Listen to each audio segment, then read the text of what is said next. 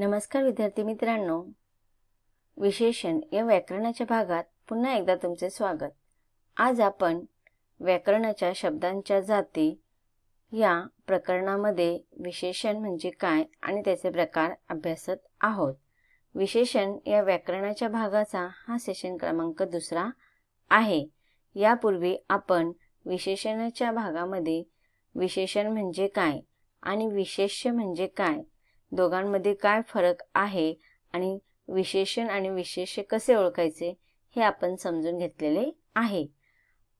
विशेषण या व्याकरणाच्या भागामध्ये आता आपण विविध उदाहरणांद्वारा विशेषणाचे प्रकार समजून घेऊया। विशेषणाचे प्रकार, विशेषणाचे एकूण 6 प्रकार असतात, पण त्यापैकी तुम्हाला फक्त 3च प्रकार आहेत। विशेषणाचे पहिला प्रकार आहे गुणवाचक विशेषण, संख्यावाचक विशेषण आणि सार्वनामिक विशेषण। याच्यामध्ये आता आपण गुणवाचक विशेषण म्हणजे काय हे वेगवेगळ्या उदाहरणांद्वारा समजून घेऊया। गुणवाचक विशेषण, नामाच्या रंगाचे, रूपाचे, आकाराचे, चवीचे किंवा कोणत्याही प्रकारचा गुण दाखवणाऱ्या विशेषणास गुणवाचक विशेषण असे म्हणतात। तर बघा, आता इथे आपल्याला विशेषण याचा जो प्रकार आहे त्याचं नाव काय आहे? गुण। म्हणजे एखाद्या नामाबद्दल जेव्हा त्याचे गुण आणि दोष दोन्ही सांगितलेले जातात। इथे लक्षात ठेवायचं आहे, गुण म्हणजे चांगलेच गुण असतात अशातले नाही, वाईट गुण सुद्धा असतात। मग त्या नामाबद्दल त्याचे असलेले सगळ्या प्रकारचे गुण दाखवणारा जो शब्द असतो त्या शब्दाला आपण गुणवाचक विशेषण असे म्हणतो। उदाहरणार्थ पांढरा, शूर, लहान, तिखट, वाईट, दुष्ट इत्यादी। आपण अजून उदाहरणाद्वारा समजून घेऊया। पांढरा कोंबडा, तर कोंबडा हे काय आहे? नाम म्हणजेच विशेष्य। पण कोंबडा कसा आहे? तर तो पांढऱ्या रंगाचा आहे, म्हणून पांढरा ह्या कोंबड्याचं गुण दाखवणारा शब्द आहे, म्हणजेच पांढरा गुणवाचक विशेषण आहे। दुसरा शब्द आहे, उदाहरण आहे शूर शिपाई। शूर शिपाई, याच्यामध्ये शिपाई हे काय आहे? नाम आहे, म्हणजेच काय म्हणणार त्याला आपण? विशेष्य। मग या शिपाईबद्दल माहिती देणारा शब्द म्हणजेच शूर। तर शूर हा शब्द गुणवाचक विशेषण आहे। पुढचं उदाहरण आहे लहान मुलगा। मुलगा हे काय आहे? तर नाम आहे, आणि मुलगा कसा आहे? तर तो लहान आहे, म्हणजेच मुलगा या नामाचे गुण दाखवणारा शब्द आहे लहान। त्याच्यानंतर तिखट मिरची। मिरचीला आपण काय म्हणू? विशेष्य किंवा नाम। आणि मिरचीचा गुणधर्म काय असतो? गोड। बरोबर आहे ना? मिरची गोड असते का? नाही, मिरची कशी असते? तिखट। मग मिरचीचा गुणधर्म असलेला शब्द आहे तिखट। मग तिखट हा शब्द गुणवाचक विशेषण आहे। अजून या काही शब्दांसमोरनं आपण गुणवाचक विशेषण समजून घेऊया। खालील शब्दसमूह वाचा। कावळा, कावळा नाम आहे, आणि या कावळ्याबद्दल माहिती देणारा विशेष गुण दाखवणारा शब्द आहे की हुशार। कावळा कसा आहे? हुशार आहे, म्हणून हुशार हा शब्द गुणवाचक विशेषण आहे।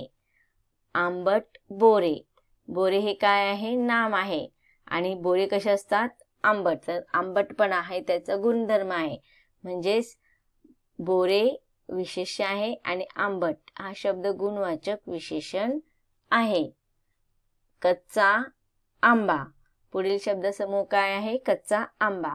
आंबा हे नाम आहे, आणि त्या नामाचे गुण दाखवणारा शब्द आहे कच्चा। मग कच्चा हे गुणवाचक विशेषण येणार। उंच इमारत, इमारत नाम आहे, आणि इमारत कशी आहे? उंच, म्हणजेच उंच हा शब्द गुणवाचक विशेषण आहे। काळा खडक, खडक नाम आहे, आणि या नामाबद्दल माहिती देणारा शब्द आहे काळा। मग काळा हे काय येणार? गुणवाचक विशेषण। पुढचा आहे हिरवागार पोपट. पोपट कसा आहे तर हिरवागार आहे. पोपट हा शब्द काय आहे, नाम किंवा विशेष्य, आणि त्याच्याबद्दल पोपटाचा गुणधर्म दाखवणारा, त्याच्या गुणाबद्दल सांगणारा शब्द म्हणजे हिरवागार. मी हिरवागार हा शब्द काय येणार, गुणवाचक विशेषण. आपण वरील अधोरेखित नामांना जी विशेषण लावली ती आहेत त्यांची गुण दाखवणारी शब्द, म्हणजेच ही गुणवाचक विशेषण होय. ही गुणवाचक विशेषण नामांचे रंग, रूप, आकार, चव सांगणारी विशेषणे असतात. लक्षात ठेवायचे आहेत. आता विशेषण याच्यामध्ये नामाचे विशिष्ट रंग असतील, त्याचा विशिष्ट आकार असेल, त्याचं विशिष्ट रूप असेल, त्याचं विशिष्ट चव असेल, तर असे चव, रंग, रूप, आकार सांगणारे जे शब्द असतात त्याला आपण त्या नामाचे विशेषण असे म्हणतो. आता आपण गुणवाचक विशेषण याची व्याख्या पाहूया. नामाचा कोणत्याही प्रकारचा गुण किंवा विशेष माहिती दाखवणाऱ्या विशेषणाला गुणवाचक विशेषण असे म्हणतात. आता बघा इथे काय सांगितलेलं की नामाचा कोणत्याही प्रकारचा गुण किंवा विशेष माहिती. आता ह्या गुण मध्ये म्हणजेच ते चांगलेच गुण असतील असं नाही, ते वाईट गुण सुद्धा असतात. जसं की दुष्ट रावण. रावण कसा, रावण हे नाम आहे आणि रावण कसा आहे, दुष्ट. पण रावणाचा हा गुणधर्म आहे म्हणून दुष्ट हा त्याचा गुणधर्म आहे, पण तो वाईट किंवा त्याचा दुर्गुण असेल तरी पण त्याच्याबद्दल विशेष माहिती देणारा, विशेष गुण दाखवणारा शब्द आहे, म्हणून तो त्या नामाचा गुणवाचक विशेषण असणार आहे. मग आपल्याला इथे काय लक्षात ठेवायचं आहे की गुण म्हणजे चांगलेच गुण येतील असं नाही, तर त्याच्यामध्ये वाईट गुण सुद्धा असतील. मग असे वाईट गुण दर्शवणाऱ्या शब्दांना आपण गुणवाचक विशेषण असे म्हणतो. उदाहरण पाहूया. हिरवे रान. रान कसे आहे, हिरवे. रान हा शब्द काय येणार, नाम, आणि हिरवे गुणवाचक विशेषण. शुभ्र ससा. ससा कसा आहे, शुभ्र. ससा गुणवाचक विशेषण आणि शुभ्र, ससा नाम आहे आणि शुभ्र गुणवाचक विशेषण. निळे आकाश. आकाश नाम किंवा आपण त्याला कर्ता सुद्धा म्हणू शकतो, आणि निळे, निळेसर रंग ही त्याची विशेषता आहे, म्हणून निळे हा शब्द काय येणार, गुणवाचक विशेषण. अजून वेगवेगळ्या उदाहरणाद्वारे आपण विशेषण, गुणवाचक विशेषण समजून घेऊया. गोरक्ष धाडसी मुलगा आहे. आता इथे बघा, मुलगा हा शब्द काय आहे, नाम. नामालाच आपण कर्ता म्हणून पण संबोधित करतो, आणि त्याच्याबरोबरच विशेष्य, नामालाच आपण विशेष्य म्हणतो किंवा विशेषण ज्याच्याबद्दल माहिती देतोय त्याला आपण विशेष्य म्हणतो. मग नाम असेल, नामालाच आपण कर्ताही म्हणतो आणि विशेष्य पण म्हणतो. मग गोरक्ष कसा मुलगा आहे, तर तो आहे धाडसी. मग ह्या उदाहरणामध्ये धाडसी हे काय आहे, त्याच्याबद्दल विशेष माहिती देणारा शब्द आहे, म्हणजेच त्याच्या गुणाबद्दल आपल्याला माहिती सांगत आहे, म्हणजेच हे गुणवाचक विशेषण आहे. या वाक्यामध्ये गोरक्ष मुलाच्या स्वभावाविषयी अर्थात गुणाविषयी माहिती देण्यासाठी धाडसी हे गुणवाचक विशेषण वापरण्यात आलेलं आहे. पुढचं उदाहरण. बागेत गुलाबाची पांढरे फुले आहेत. तर आता बघा याच्यामध्ये पांढरी हे गुलाबाच्या रंगाविषयी आपल्याला माहिती देणारा शब्द आहे. आता गुलाबाचे बघा अनेक रंग असतात, लाल, पिवळा, गुलाबी, पांढरा, की नाही. मग हे पांढरे सुद्धा गुलाबाच्या बद्दल विशेष माहिती देणारा शब्द आहे, म्हणून पांढरे हे गुणवाचक विशेषण येणार. या वाक्यामध्ये गुलाबाच्या फुलांच्या रंगाविषयी, गुणाविषयी अधिक माहिती देण्यासाठी पांढरी हे गुणवाचक विशेषण वापरण्यात आलेलं आहे. पुढचं उदाहरण आहे. भिंतीवरील चित्र सुंदर आहे. आता बघा या वाक्यामध्ये चित्राचं वर्णन केलेलं आहे, आणि चित्राचं वर्णन करण्यासाठी जो शब्द वापरलेला आहे तो म्हणजे सुंदर. मग सुंदर हा शब्द काय येणार, गुणवाचक विशेषण. पुढचं उदाहरण आहे.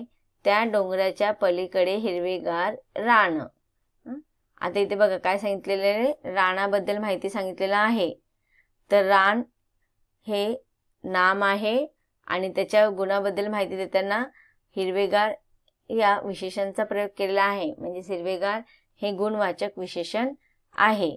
तर आता इथे तुम्हाला लक्षात ठेवायचं आहे, विशेषण जे असतात ते नाम आणि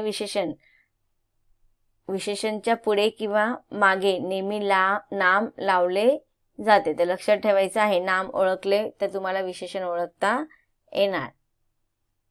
आता इथे काही उदाहरण दिलेले, त्या उदाहरणाद्वारे आपण समजून घेऊया.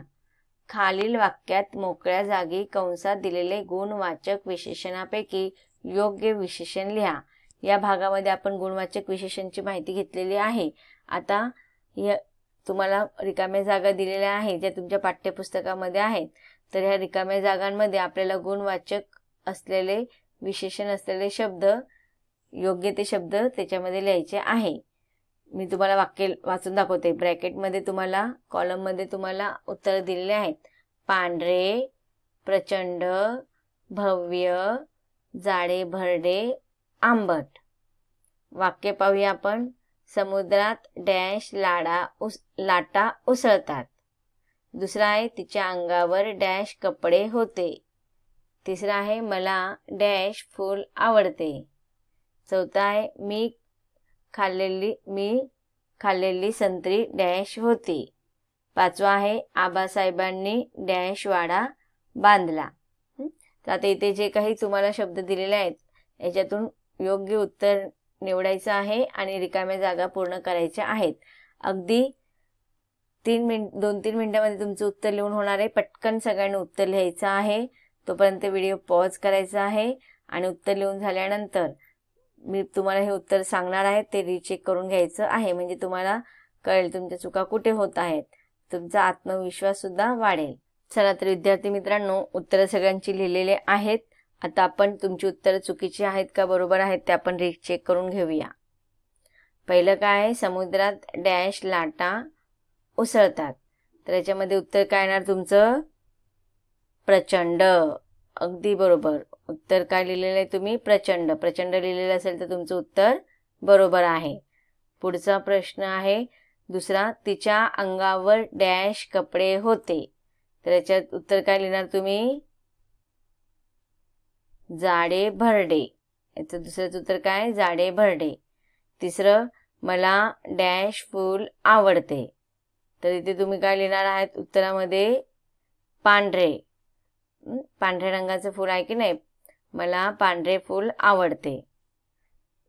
पुढचं वाक्य आहे मी खाल्लेली संत्री टिंब टिंब होती. तर काय येणार याच्यातलं? पांढरे, प्रचंड, भव्य, जाडे भरडे की आंबट? काय उत्तर येणार? आंबट. अगदी बरोबर. तर मी खाल्लेली संत्री कशी होती? आंबट. याचं उत्तर येणार आंबट. पाचवं, आबासाहेबांनी डॅश वाडा बांधला. तर आता एकच ऑप्शन उरलेला आहे आपल्याकडे, भव्य. त्याचा आन्सर येणार भव्य. आबासाहेबांनी भव्य वाडा बांधला. हे बघा इथे तुम्हाला उत्तरं दिलेली आहेत. पटकन सगळ्यांनी ज्यांची चुकलेली असतील त्यांनी दुरुस्त करून घ्यायचंय. पहिल्याचं उत्तर आहे प्रचंड, दुसऱ्याचं उत्तर आहे जाडे भरडे, तिसऱ्याचं आहे पांढरे, चौथ्याचं आहे आंबट आणि पाचव्याचं आहे भव्य. समुद्रात प्रचंड लाटा उसळतात. तिच्या अंगावर जाडे भरडे कपडे होते. मला पांढरे फूल आवडते. मी खाल्लेली संत्री आंबट होती. अण्णासाहेबांनी भव्य वाडा बांधला. हे तुमचे उत्तर आहेत. सगळ्यांचे उत्तर बरोबर आले असतील तर व्हेरी गुड. अगदी बरोबर. तर विद्यार्थी मित्रांनो, आपण विशेषण म्हणजे काय हे वेगवेगळ्या उदाहरणाद्वारे समजून घेतले. विशेषणाचे वेगवेगळ्या प्रकारामध्ये आपण गुणवाचक विशेषण म्हणजे काय हे आपण ह्या व्याकरणाच्या भागामध्ये अभ्यासलेलं आहे. आता व्याकरणाच्या भागातील विशेषण आणि त्याचे पुढचे प्रकार आपल्याला व्याकरणाच्या पुढच्या भागामध्ये अभ्यासायचं आहे. धन्यवाद.